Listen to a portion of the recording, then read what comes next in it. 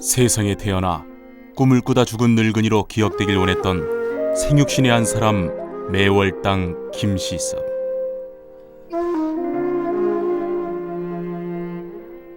그는 살아선 세상을 방황과 번민과 오열 속에 보냈지만 죽어선 의지의 화신으로 자유로운 사고의 천재로 많은 사람들이 사랑했으며 문학을 통해 불의에 맞서 싸운 절위의 시인이자 사상가로 지금까지도 우리 가슴 속에 살고 있다.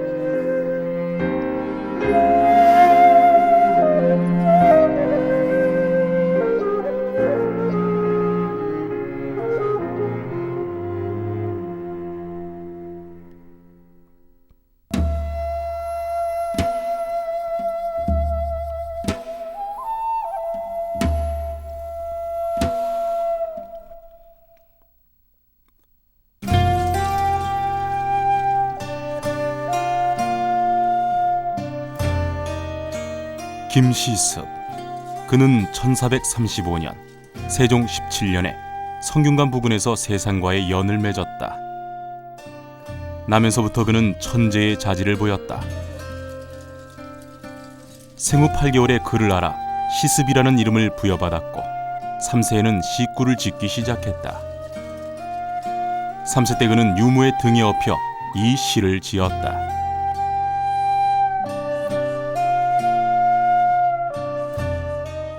비는 많이 오는데 천둥소리 어디서 나는가. 누른 구름 조각조각 사방으로 흩어지네.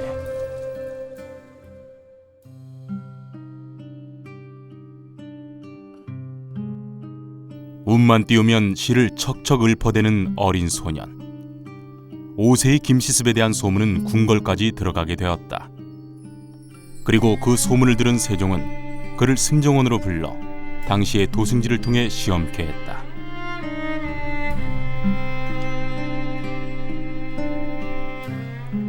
네 이름을 넣어 시를 지을 수 있겠느냐? 물론이죠. 올레강보 김시습. 그럼 저 산수화로 시구를 지을 수 있겠느냐? 소정주택 하인제.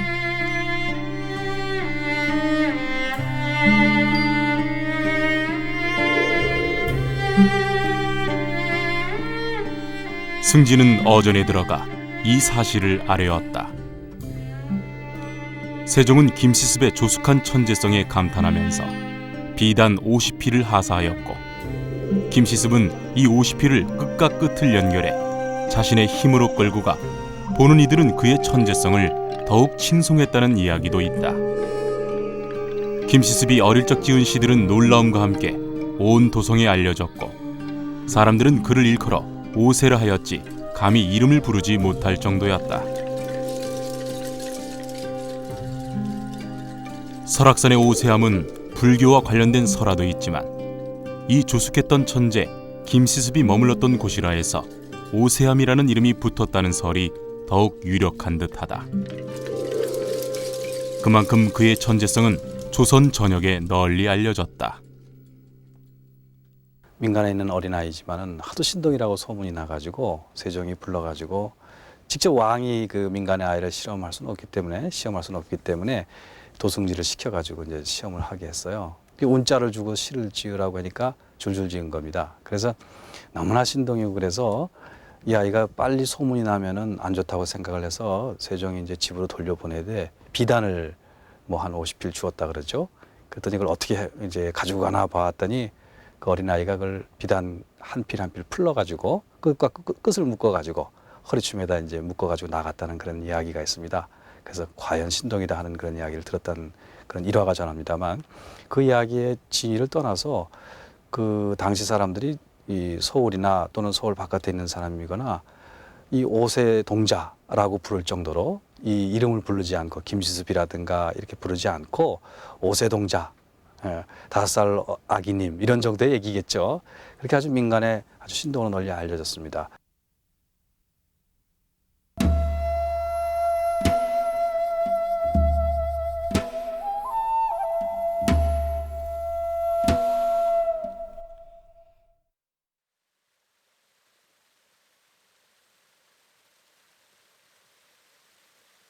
매월 땅. 그의 어린 시절은 결코 행복하진 않았다. 세간에 알려진 그의 천재성도 많은 부담이 되었을 것이다. 하지만 한창 학업에 정진하던 15세 때 그의 어머니가 세상을 떠났다. 한창 감수성 예민하던 10대 후반의 천재 소년. 그는 어머니를 그리며 외가인 강릉으로 내려갔다. 그리고 3년상을 마쳤지만 이내 그를 아껴주었던 외할머니마저 세상을 떠나게 된다.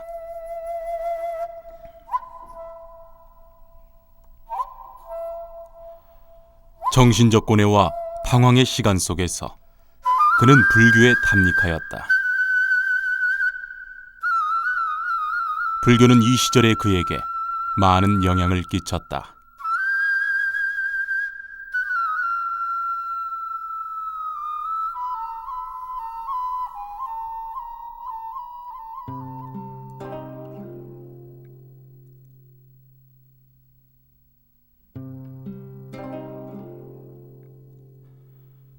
북한 산성에 위치한 중흥사터. 과거의 영광은 불에 타 없어지고 터만 남았지만 당시엔 규모 있는 사찰이었다. 이곳에서 과거 공부에 전념하고 있었던 계유년 1453년 수양대군이 단종을 패하고 좌의정 김종서 등을 죽음으로 내몬 계유정난이 발생했다. 그리고 2년 뒤 단종은 위협에 못 이겨 수양대군에게 왕위를 물려주었다. 군자의 덕과 도덕적 실천, 그리고 인의로 실천하는 이상 정치를 철석같이 믿었던 매월당에게 이 소식은 하늘이 뒤집히고 땅이 갈라지는 것 같은 소식이었다.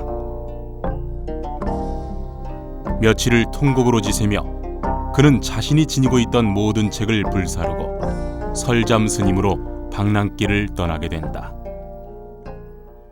잘 아시다시피 수양대군이 이제 그 단종을 폐위시키고 본인이 이제 왕위에 오르게 되지 않습니까? 그러면서 이제 사육신 사건이 일어나게 됩니다. 그때 많은 사람들이 숙청을 당하고 실제로 또 많은 지식인들이 그런 그 새로운 그런 그 어떻게 생각하면은 정치적인 그런 굉장히 그 모험에 대해서 입을 다물고 있던 시절에 김일습은 그것을 어떤 방식으로든 저항을 하고 자신의 그 의지를 드러내고 싶었어요.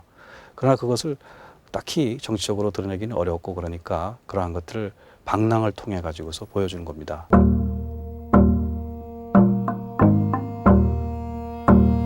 김시습은 삼촌이 조카를 패하고 왕이 된 사실이 유학의 근본 이념이 붕괴된 것으로 보고 현실 정치로의 뜻을 접었다.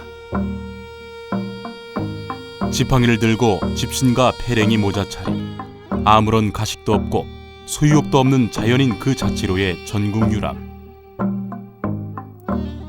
24세 봄 그는 개성을 거쳐 생양, 평양, 대동강, 순안, 안주, 영변, 묘양산, 희천 등을 다니며 각 지역의 유명한 사찰, 단군신앙, 민초의 삶 등 세상의 일들을 직접 겪으며 이때의 경험을 적어 유관서록으로 엮었다.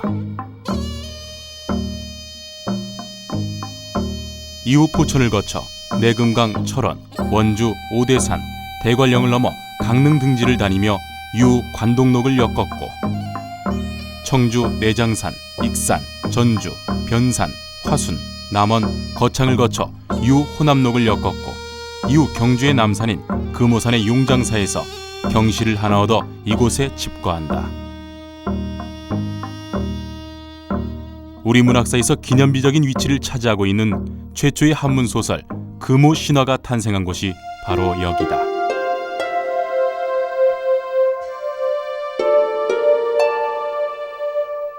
금오신화에는 김시습이 그간 여행했던 곳들의 정보와 느낌들이 곳곳에 스며들어 있다. 세조 반정 이후 세상을 떠돌아다니며 그가 느낀 것,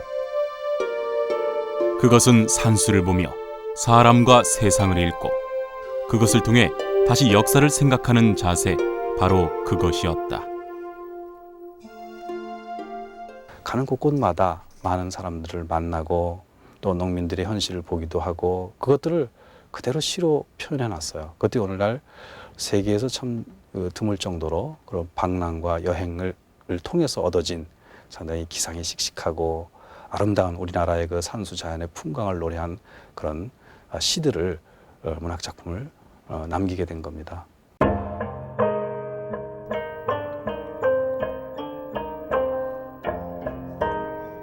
세조가 죽은 뒤 2년, 김시습의 나이는 39세가 되었다. 그는 이제는 유교 이념에 충실한 바른 정치가 이루어지리라고 기대했던 듯하다. 누군가의 상경 권유로 금오산실에서 일생을 마치려던 마음을 고쳐먹고 서울로 올라와 이곳 수락산 폭천 부근에서 터를 잡았다.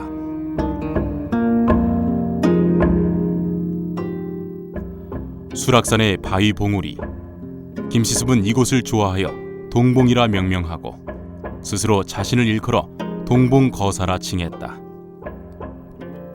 그리고 새로운 유교 정치, 인의 정치를 꿈꾸며 경전 공부를 다시 시작했다.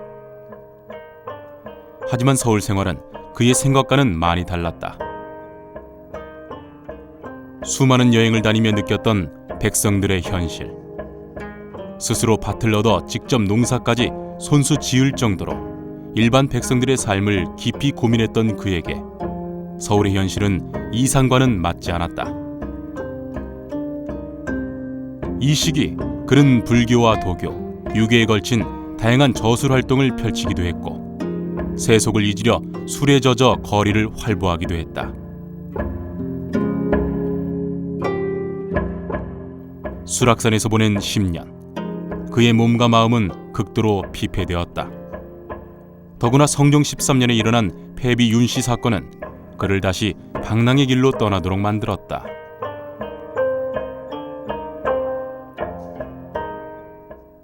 수락산에 거처할 때에는 심지어 그 제자들이 와서 유교에 대해서 물을 때는 유교를 가르쳐주고 또 불교에 대해서 물을 때는 불교를 가르쳐주고 또 양생술에 대해서 논할 때는 또 양생술에 대해 논했다는 그런 기록을 볼 수가 있어요.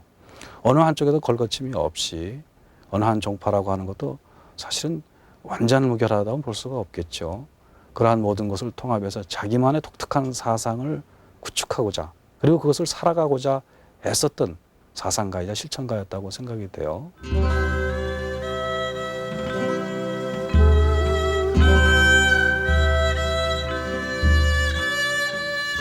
다시 관동으로 옮기는 정처 없는 발길.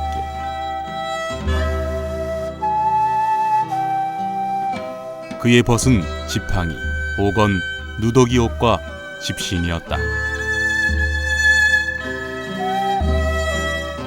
이 시기 쇠양강에서 춘천으로, 다시 인제로, 강릉으로, 동해를 거쳐 양양으로 다니면서 사나이의 아름다움과 자신의 처지에 관한 많은 시를 남겼다. 만년의 김시습은 매년 동학사를 찾아 사육신을 비롯해 절의를 이끈 영혼들을 기리며 제사를 지낸 후 겨울을 무량사에서 보냈다. 그리고 1492년 김시습은 58세의 지친 몸을 이끌고 동학사를 찾아 마지막 제를 지냈다. 그리고 새해를 맞이하는 겨울의 무량사. 그는 무량사의 선방에서 향년 59세를 마지막으로 고단했던 세상과 영원히 이별을 고했다.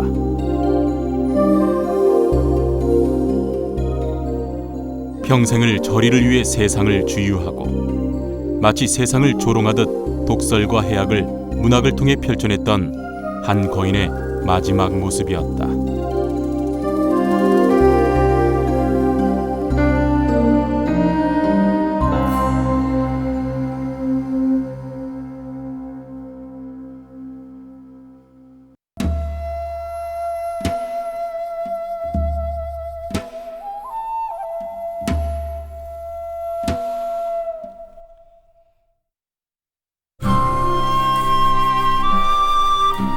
그는 매화를 무척 사랑하였다. 그것도 집에서 키우는 매화가 아닌 눈 속에 절로 피어있는 매화였다. 눈길로 그대 찾아 홀로 지팡이 앞세우고 가니 그 가운데 참치미를 깨달은 듯 아득한데 내가 도리어 매화의 불임을 당하여 산별 비끼고 서쪽에 달 질 때까지 배회하였네.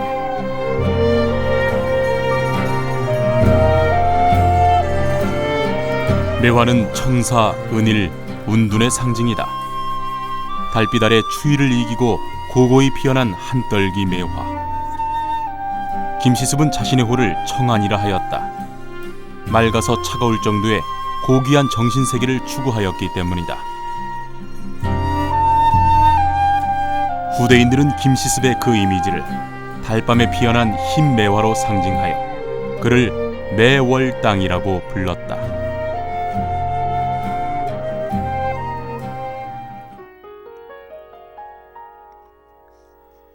매월당은 당대 최고의 문장가였다.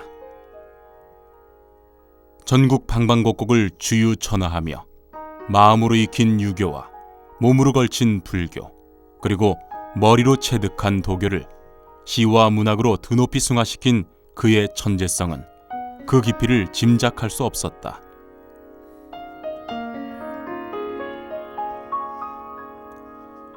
새 나는 바깥에 하늘은 다하건만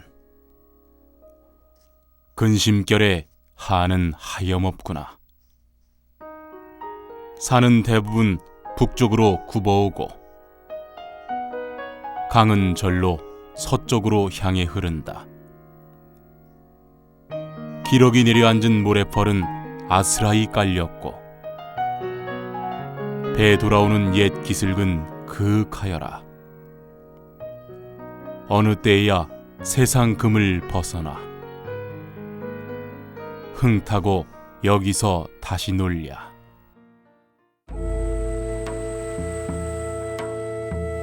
형식에 구애받지 않는 자유로운 문체, 유, 불, 선을 넘나드는 자유로운 사상. 한국 소설사의 첫머리를 장식하는 금호 신화가 그의 손에서 나온 것은 결코 우연이 아니다.